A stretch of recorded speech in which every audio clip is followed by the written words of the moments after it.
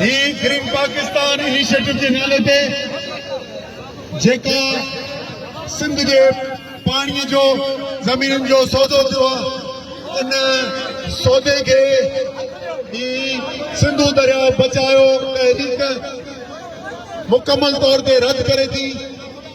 यो सिंध की तबाही, सिंध की बर्बादी और मौजूदा कमांड एरिया के सुकाइण की रिथान यकीनन के कंपनियों उनमां मुस्तफीद थींदियूं ऐं पैसा खाईंदियूं, पर सिंध जो माण्हू ऐं सिंधु जी ज़मीन ये सॼी बंजर थींदी, सिंध जा माण्हू दरबदर थींदा, जेको असांखे क़बूल न आहे।